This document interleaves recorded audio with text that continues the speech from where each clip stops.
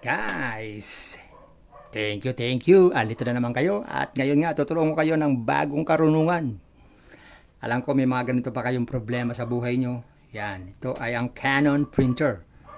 So, ito po ay 3-in-1 na printer. May scanner at meron ding printer.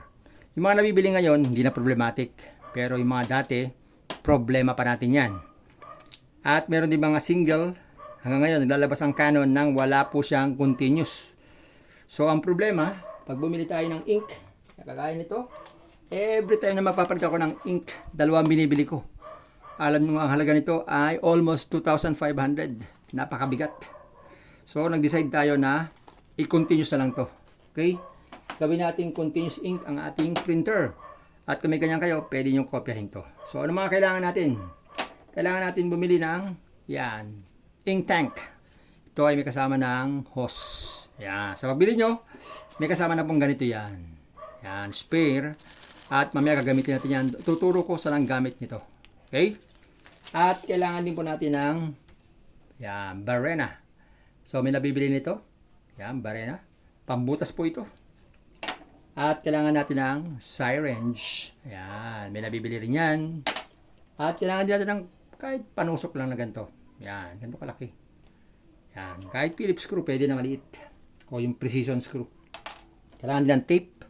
Yan. At kailangan din natin ng bottled ink. 4. Okay? Kailangan natin ng black, red, blue, and yellow. May nabibili rin yan. Yan po ang mga kailangan natin.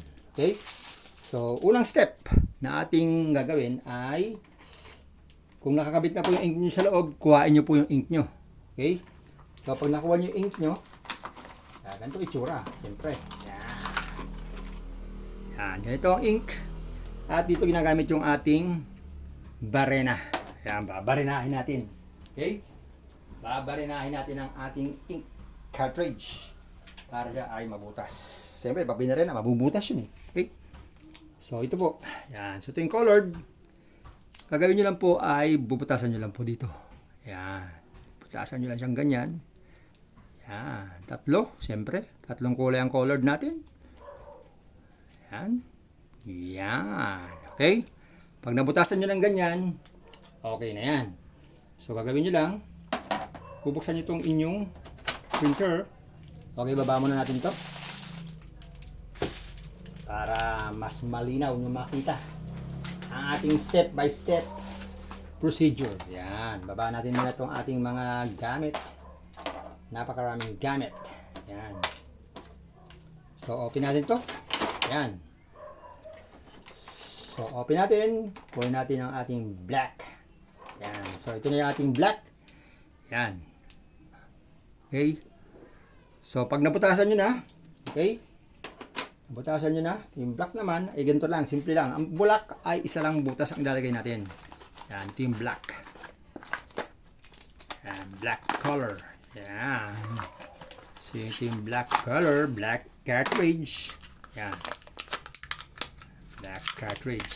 So, simple lang din naman. Ang black cartridge, gagawin nyo rin naman ay bubutasan nyo rin. Okay? Isang butas lang. Ang color 3. Ang black ay isa lang. So, pag may butas ang ganyan, gagawin nyo lang po ay tatanggalin nyo po yung naka-tape dyan. Yan. Tapos, yung kasamang ganito, yan, sa loob nitong plastic, yan, ay ilalagay nyo po dito. Yan, lagay nyo lang po dyan. So, hindi nyo kaya ilagay ito ng ganyan. So, kailangan po ito ng panusok o pantulak. Yan, itutulak nyo lang po ng ganito para siya ay pumasok. Yan.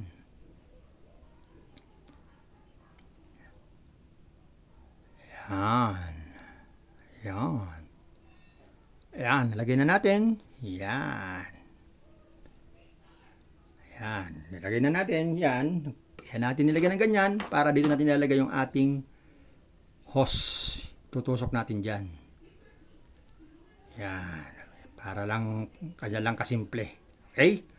Tutusok natin dyan. Pero mamaya natin itusok. Okay? So, gagawin natin ngayon ay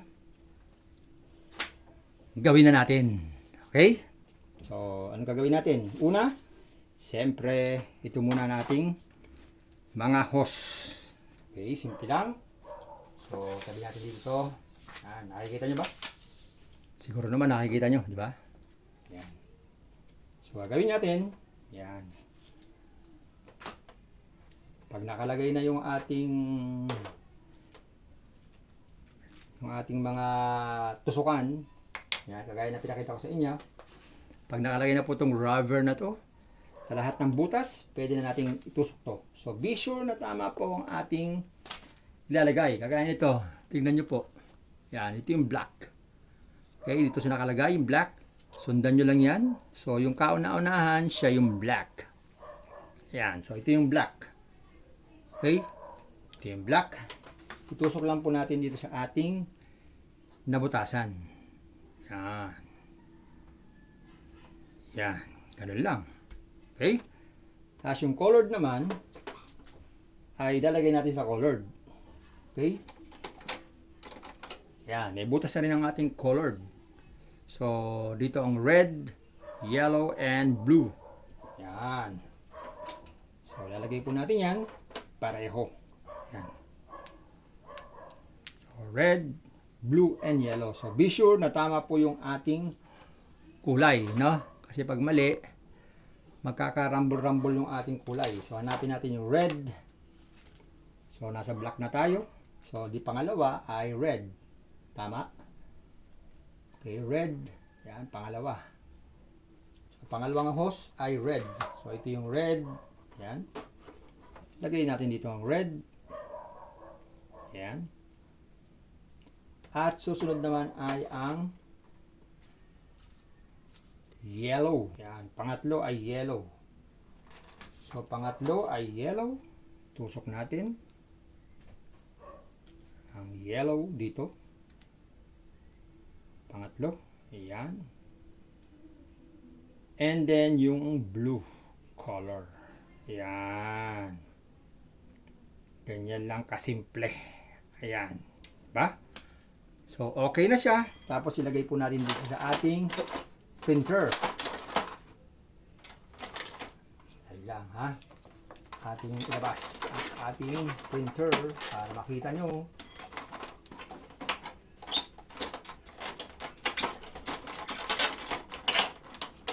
Yan. Sa kita nyo. So, ilalagay nyo lang po dito. Yan. Yan. Okay. So, kanya lang kasimple. At ito namang ating tank ay ilagay nyo lang sa gilid. Yan. Okay. Tapos ito, babaan nyo lang ganyan. Iayos nyo lang po yan. Madali ha. Baka tayo mapatitan ng ating ano. Yan, tukod natin. So, hanap tayo ng panukod muna. Okay. Para maitamba natin to. Wait lang po ah. Ayan guys. So, nakalagay ng ganyan. So, iayos nyo lang po yung hose nyo. Okay, ayon sa inyong forma. So, pwede pong ganyan. Yan, baba nyo ganyan. At pwede nyo pong iganyan ito. Yan. Ganyan lang kasimple. Tapos, testingin nyo lang. Yan.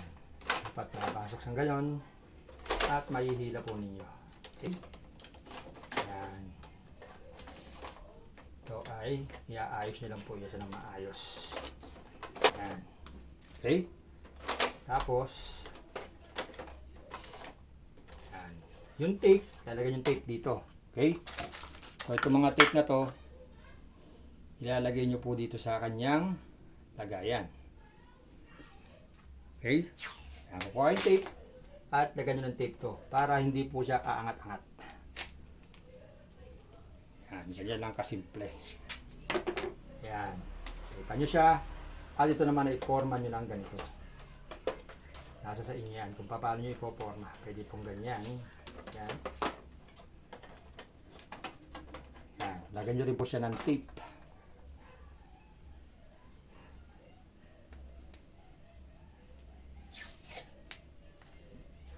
Yan. Lagyan nyo po siyang tape dito. Yan. So, ready na siya. Okay, tasaran nyo na.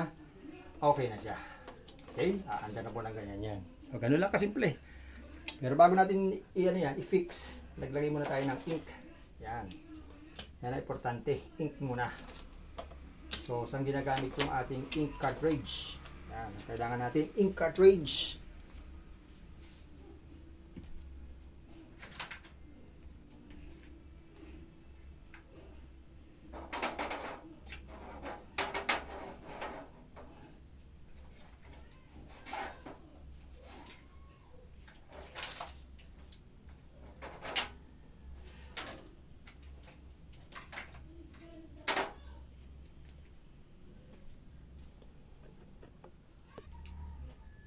So ayan guys, sinali na natin ang ating mga ink. Yan, di na natin pinuno. So pwede naman natin punuin yan kung gusto natin. So nasa sa inyo yan, okay? Kung pupunuin po ninyo. So ayan guys, nalagay na natin ang mga ink natin. Ayan. So pag nakalagay na yung mga ink, ibalik lang natin ito dito sa ating printer. Ayan.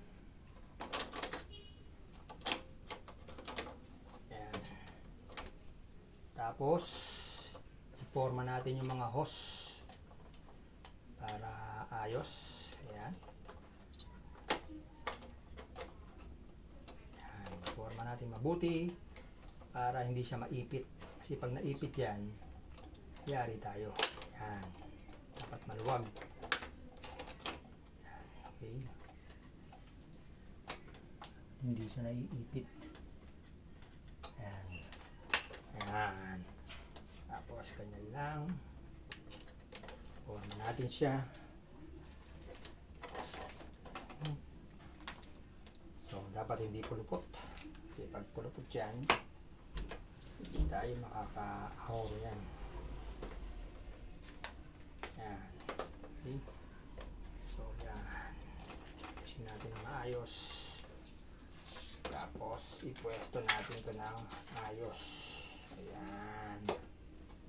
Tapos igano lang natin yan para maging maganda ang kanyang tsura. Ayan. Tapos lagyan natin ng tape dito.